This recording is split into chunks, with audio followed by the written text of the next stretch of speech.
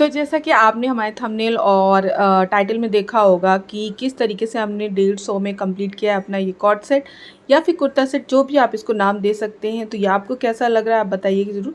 तो ये हमारा सबसे मेन फैब्रिक है जो हमने सिर्फ़ और सिर्फ 150 रुपये में ख़रीदा था मार्केट से। जो लोकल मार्केट्स होती हैं, आप जा कर के आपके यहाँ भी लगती होंगी, लोकल मार्केट से आप एक अपना पसंदीदा कपड़ा ख़रीद सकते हो। 100 से 150 में आपको आराम से पीसेस मिल जाते हैं। तो यहाँ पे हमने जो है मेन कपड़ा अपना जो बॉटम है वो अलग बनाएंगे। ये हमने अपने टॉप के लिए बनाया और ये यहाँ पे कपड़ा जो है इसकी फॉल बहुत अच्छी है, इसलिए इसको ए लेन कुर्ती हमने डिसाइड किया बनाने के लिए।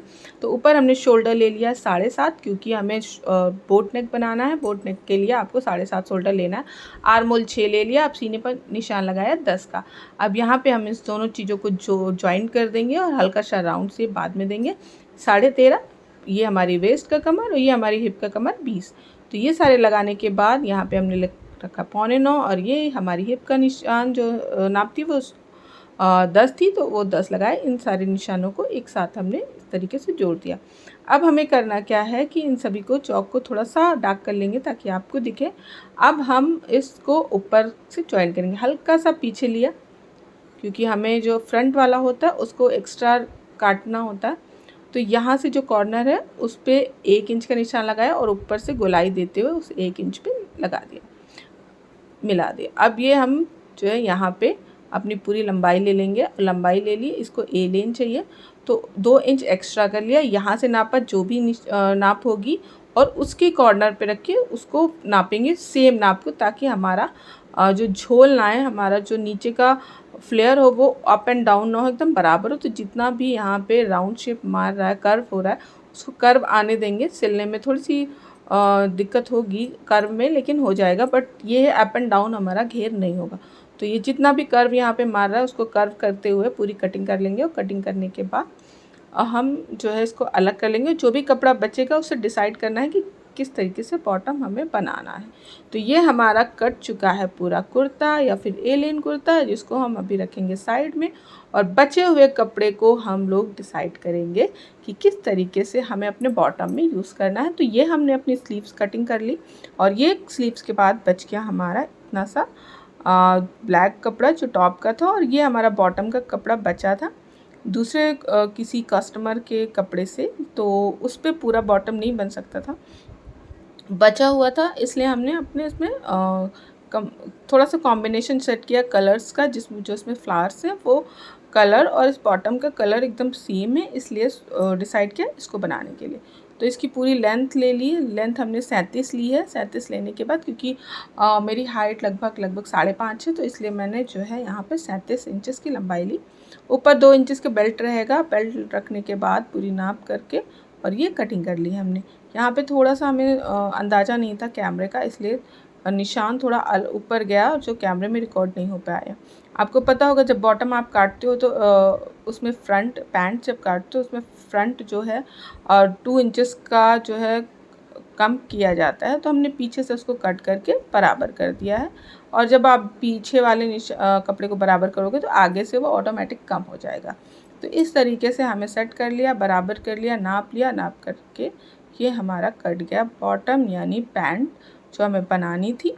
सिंपल पैंट थी। अब यहाँ पे हम नेक कटिंग करेंगे। नेक हमें बोट शेप चाहिए था, इस वजह से हमने 7 इंचेस लिया था। आपको पहले से ही बता दिया था कि इसमें हमें जो है बोट शेप का नेक चाहिए। तो यहाँ बोट शेप के नेक के लिए गहराई कम होती है, लंबाई ज़्यादा होती है, तभी हमारा एक जो है बोट शेप का बोट का शेप निकल के आता है। यहाँ पे ये देखिए 4 किया। गहराई ज़्यादा नहीं ले सकते आप, क्योंकि फिर बोट का जो है वो शेप नहीं आएगा। यहाँ पे लंबाई ज़्यादा ली, तो इस तरीके से हमने 3.5 और नीचे 4 लेकर के कटिंग कर दी है।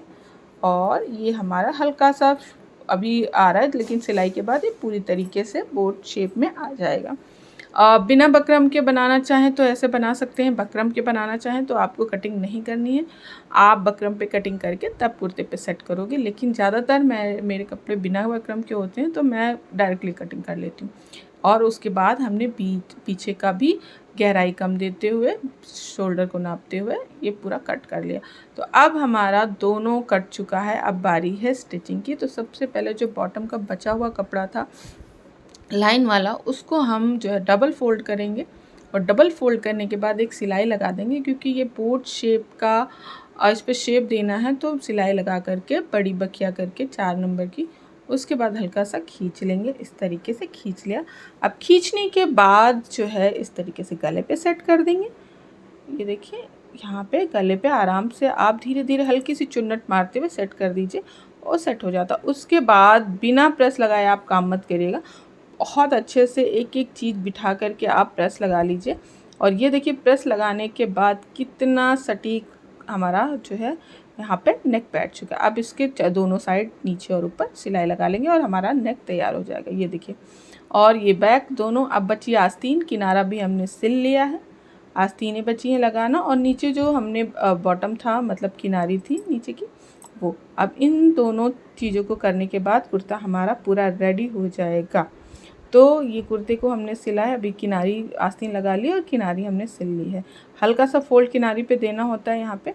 तो ये हमारा कुर्ता पूरा रेडी हो चुका है।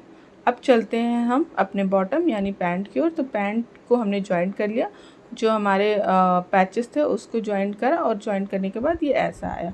इस तरीके से हमने सिल लिया है। अब सिलने के बाद जो बचा था उसको भी जॉइंट कर लेंगे। एक जॉइंट हमने अभी छोड़ा था, उसको जॉइंट कर लिया है। उसके बाद जो नीचे की पैंट की बॉटम है उसको हमने मोटा थोड़ा सा फोल्ड किया ताकि फॉल अच्छा आए, और इसके बाद पूरा जॉइंट कर लेंगे। अब बचा हमारा बेल्ट। तो बेल्ट को नापेंगे और उसी के बराबर का मतलब कमर को नापेंगे और उसके बराबर का कपड़ा लेंगे।